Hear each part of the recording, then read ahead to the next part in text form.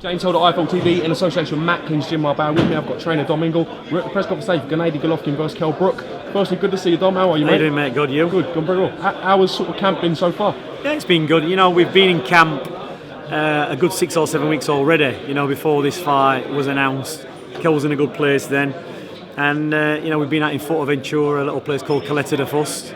You know, just next to the airport, a little small town. Nobody disturbs you. Get on with your training. It's blazing hot, and he's putting the hours in.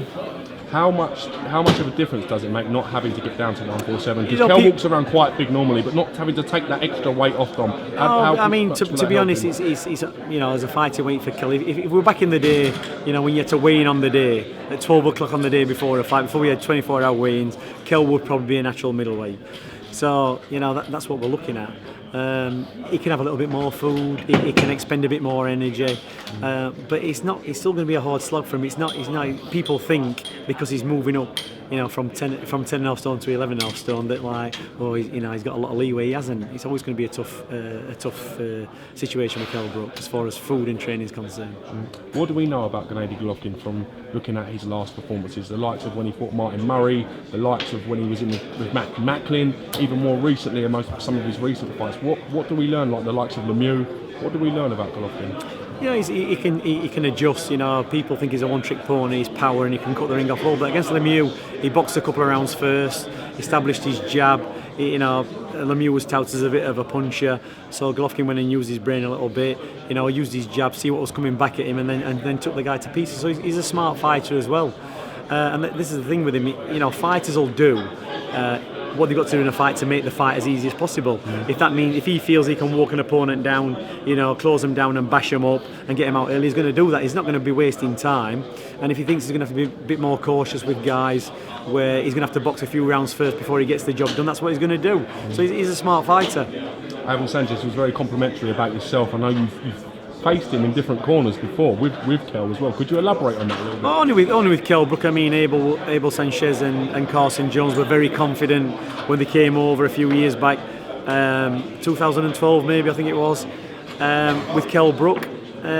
You know, I think at the time Carson Jones was sparring Golovkin, and they probably took a lot from that. You know, he probably put up decent sparring sessions, and he came into that KELL BROOK fight, you know, very, very well prepared. He came in super confident.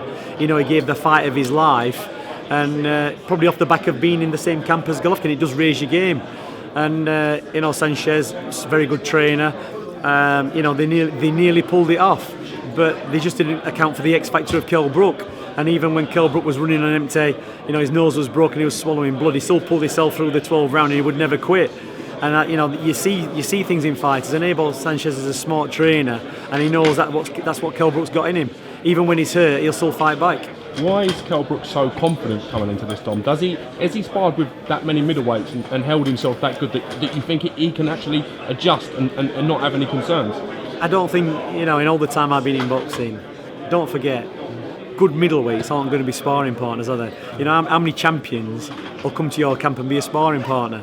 So when you're preparing for fights, you have to make use of the best available people. So if you can get a middleweight who's very similar or is tough, they might not have got the boxing ability of Golovkin. Do you understand? So what you gain in weight, you might lose in skill.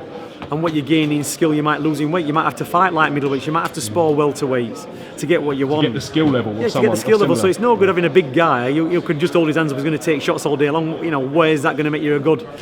You know, how's that going to be good for you? It's not. So there's lots of elements you've got to bring into sparring. You've got to bring into speed. You've got to bring in somebody who wants to walk forward. You've got to bring somebody who's in a bit heavy. You maybe need to change the sparring up, where one round you're having a guy who's just tucking up and walking into you, pushing your back. And you've got to try and keep him off with footwork and power. And then you might bring a smaller guy in who's going to be sharp and fast, slipping your shots and countering you. You've got to have all elements. So you're never going to get that from one sparring partner. I think it's going to have to be out of, you know, a combination of sparring partners.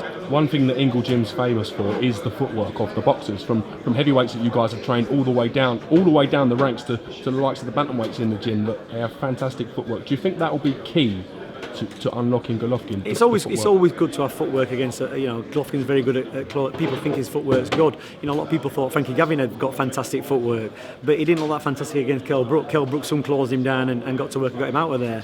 So Golovkin's got good footwork in the sense that going forward, closing you down, doing what he does, is very effective at that. But how many people have seen actually Golovkin going backwards? Not many. So we don't know exactly what he's like on the back foot. He's a lot better on the front foot. So, if you let him walk you down and do what he's going to do, it's going to be an hard night's work. And it's a case of negating what he can do, what he does best, and do what you can do best. So there's going to be a combination of everything. Kell's going to hit and move, he's going to stand and fight. You can't just go backwards against Golovkin because that's suicide. We saw Amir Khan obviously jump up to face Canelo.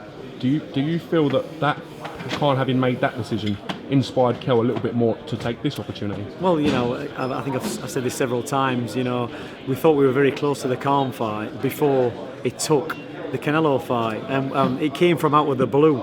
And we were in the gym the day it was announced, and Kell was a bit disheartened and said, what can I do to upstage that? And I think it may be something like Adam Mitchell said, why don't you fight Triple G? And Kell just did a little daft laugh and went, yeah, that'd be a good fight, wouldn't it? Because that'd certainly upstage, this Canelo fight.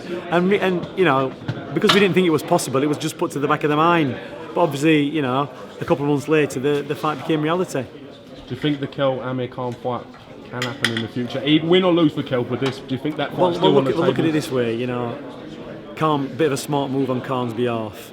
A couple of weeks ago, a month ago, I'm never going to fight Kell Brook. I've got a few more fights, I'm never going to fight Kell Brook. When Khan got beat, I think Kell put a tweet out, now it's time to fight me, and a lot of people got on his case. He's just got knocked out and you're calling him out. But Khan's made a smart move. He's calling him out before this fight because whichever way the result is, Khan can't lose if they fight. If Kell gets beat, it's gonna, it's still gonna make a fight between Khan and Khan will probably think, I've seen a couple of chinks in Kell's armour, depending how he gets beat. If Kell wins, it's a massive fight for Khan, and it could be a massive payday. So he's doing it before the results announced, whereas Kell left it with Canelo. You see, so Khan's gone from I'm never gonna fight Kell Brook, I hate him but I'll fight him. So he's probably realised after his last loss that his stock value's gone down. Listen, we wish Kell the best of luck. Fantastic set of balls on Kell to take a fight like this, and as I said, it's a real statement to the other fighters that fights like this should be made. Thanks a lot, James. Thanks for your time. I might see you soon.